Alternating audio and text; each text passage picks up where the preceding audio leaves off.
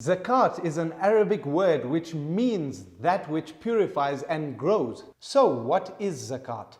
Well, zakat is a charity, and it's a compulsory charity on every single Muslim that is financially stable to give 2.5% of their total wealth to the poor and needy, and its very practice is regarded as one of the highest forms of worship. Here's a fun fact. Did you guys know that zakat, the practice of zakat, can actually be traced throughout the timeline of history through all major religions and cultures? A practice of literally giving and the right of the poor and needy on all of us that are financially stable to receive from us a small portion of our wealth so that we can purify our wealth, our souls, and serve a greater social objective. Interesting, right? How to calculate your zakat and its purpose in your financial plan, up next.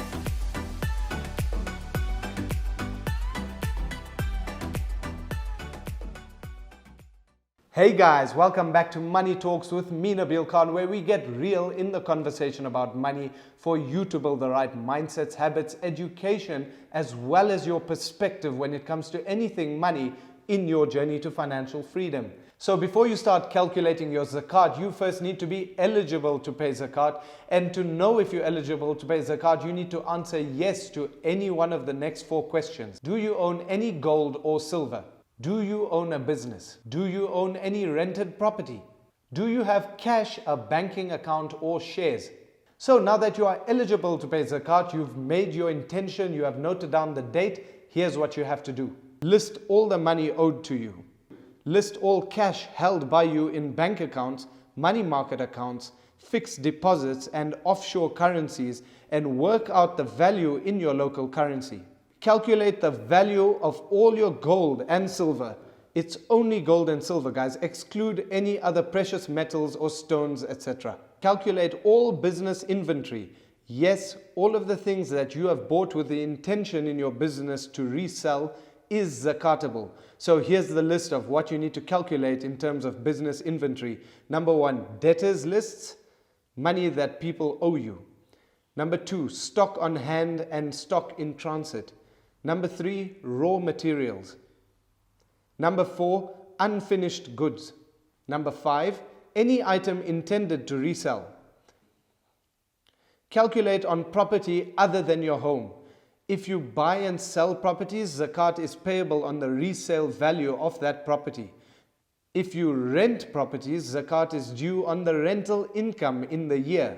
Yes, that is net rental income. Calculate all voluntary contributions to pension and retirement funds. So the only amounts you calculate for zakat with regards to pension funds and retirement annuities is your contributions that you actually voluntarily contributed in that year. Calculate zakat on all shares, endowments, education funds, unit trusts, and those types of investments. There is a technical aspect to this, so I've linked some resources to check out in the description below. Once you have all those amounts from 1 to 7, add all of them together and then subtract all the money owed by you, including rent, house payments, utility bills that are overdue, as well as business debts that are overdue, such as salaries, rent, invoices, and creditors. This is your net zakatable amount, and your zakat to be paid is 2.5% of this amount. Now it's important for you guys to click the link in the description below and read the zakat booklet on the Sanzaf website, simply because there are technicalities. For example, if you hold shares for a long period of time, you only have to pay zakat on the dividends received of those shares in the year. But if you are trading shares and buying and selling them, you have to pay zakat on the total market value of those shares. So now on to the second part of this video, where zakat fits in your financial plan. And so on that note, I have a question. How many of you actually have a financial plan that deals with the 5 pillars of financial planning? If you have no idea what those are, check this out. Number 1, wealth protection. This aspect of financial planning deals with the risks in our life with money. Number 2, wealth creation. The focus is on multiplying our money through investment. Number 3, wealth preservation. This involves protection strategies of the money that we have accumulated. Number 4, wealth distribution. This part of financial planning focuses on transferring our wealth to our heirs efficiently and fairly. Number 5, wealth purification.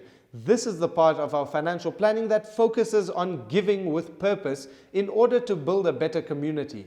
This is where your zakat and charity fits into your financial planning. And it's a fact, guys, there is a direct link between giving and wealth. Now, I'd really like to know how many of you actually knew the 5 pillars of financial planning, and I'd also like to know how many of you agree with living a balanced life with money and giving to build better communities. And on that note, I hope you guys all enjoyed this video, and I must take some time to say thank you to all of you. The comments and feedback is really overwhelming, and I'm humbled by the ever-growing community here on Money Talks. And as always, guys, please continue to share and build this community so we can all help one more person in their journey with money. And I was actually thinking there are many of you, I'm sure, who have an amazing story with their relationship with money. Please send me an email highlighting that story, and I'd love to have you guys here on the show talking about the lessons that you learned and sharing it with the rest of the guys in the community. Hit that subscribe button and click on the bell notification so you never miss a video, and I'll catch you guys in the next one.